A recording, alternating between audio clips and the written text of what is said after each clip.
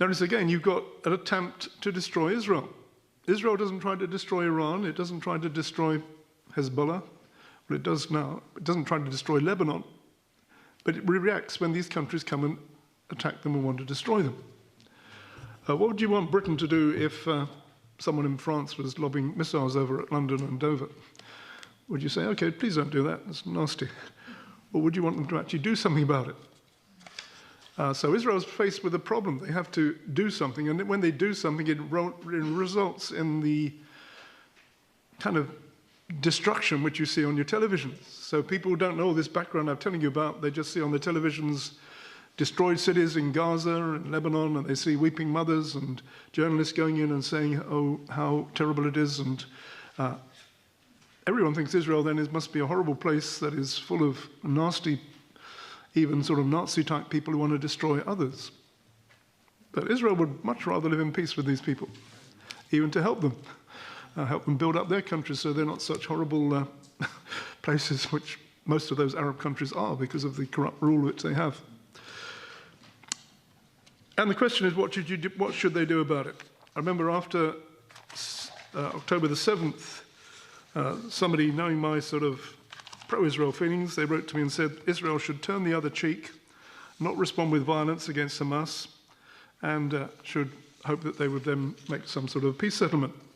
I said, well, that's a nice idea, but it's not going to work. Unless you're going to convert those people to Christianity, then they have an ideology which is based on trying to destroy you. Actually, interesting about converting them to Christianity. There was a rabbi who said that the answer to Hamas is to send in lots of Arab Christians and to preach the gospel to them and turn them to Christianity. Now, he wasn't a Christian, he was a Jewish rabbi, but he recognized that of the two options of radical Islam and Christianity, then Christianity was going to be the much better one if they're going to live alongside Israel. So that's the present situation. Now, you're all aware there's been this war in the Gulf, and the present situation is actually undecided, so I'm not going to make too many comments about where it's going, except to say that it's very dangerous at this present time. Iran is wounded, but it's not defeated. The regime remains in power, with support from people who are angry at the destruction that has been brought on them by the US and Israel. Their nuclear program's been set back, but it's still intact.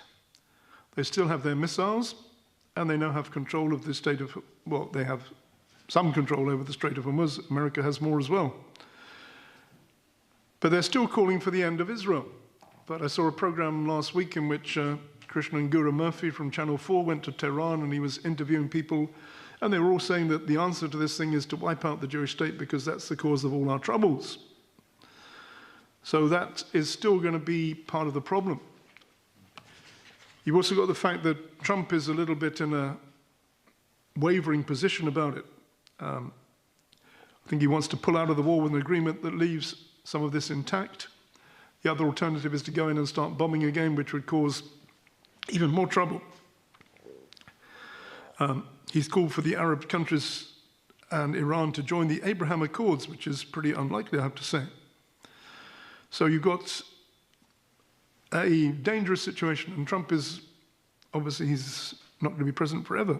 And the Iranians are playing a long game. They're hoping that America will then lose its influence in the Middle East, the Gulf states like Qatar and UAE and all these countries which have American bases will realize that it's more trouble than they're worth to have these American bases, so they boot them out and join with Iran. I have to say, though, that Iran itself is in big trouble at this time. America's put a blockade on the Strait of Hormuz and a blockade on their ports, so they can't get anything in and they can't get anything out. They rely on a lot of supplies coming by the sea, and if they don't get the supplies in, they're going to be running short of very basic supplies, including food, in the coming days. Also, they can't get their oil out, and you know that Iran relies on its oil and gas exports for its economy. One of the estimates I saw says that within 6 to 8 weeks, they'll be close to a catastrophe because the oil cannot be exported and it has to be stored. They're now running out of storage space for the oil, and when the storage runs out, the wells have to be shut down. Now, if you have an oil well, I don't know if you know this, but you can't just switch it off like a tap. If you switch it off, it can cause maximum damage to the infrastructure behind that oil well. And according to the report, I saw that it could cause permanent damage, which would mean its export capability would be permanently harmed. And if ships are blocked from exiting Hormuz, then that will be the situation which will be in Iran, which will really affect their economy. The other thing which is even more important than water in Iran and than oil is water. You can live without oil, but you can't live without water. And at the present time, Iran is running out of water in the most spectacular way. They nearly did at the time of, I think it was about November or December last year, the President Pezeshkian said that if they didn't have water in Tehran, they're going to have to evacuate the whole city. Tehran is a city of 13 million people. They're going to have no water. You can only live for 3 days without water, so it was a desperate situation. It did rain because it was the winter months, so they've been kept going up until this time, but now they're coming into the summer months. And one of the things which the regime has done in Iran is to mess up the whole the water supply of their country. They've diverted rivers, they've built dams, they've drained the aquifers which are under the city, which for millennia provided them with water. They've damaged the whole water structure, partly so they can build missiles and nuclear bombs and all that stuff. They've destroyed the country. Some call them the water mafia, the regime. And according to what I can see, within weeks, months, by the end of this year, if it doesn't rain, and it doesn't rain in the summer in Iran at all, they're going to be in serious, serious trouble. So you've got a regime which is actually on the balance there. So all these things mean that the whole situation in the Middle East is kind of up in flux, and we don't know where it's going to go, but there is a lot of potential for real trouble coming. And Israel itself is in a vulnerable situation. Unfortunately, Israel doesn't always help itself. They need really a miracle. They need God to help them. They need God's protection. If you want God's protection, the best thing to do is not to have a gay pride march through Jerusalem, which is what they've had this week. Best not to have a homosexual festival at Sodom on the Dead Sea, which is what they're doing at the end of this month. And I just feel that Israel is in a dangerous situation at this time because of some of these things taking place. I don't know when the October the 7th massacre took place, they were actually dancing under a Buddha with techno music playing and all kinds of drugs and all that kind of stuff there in the desert.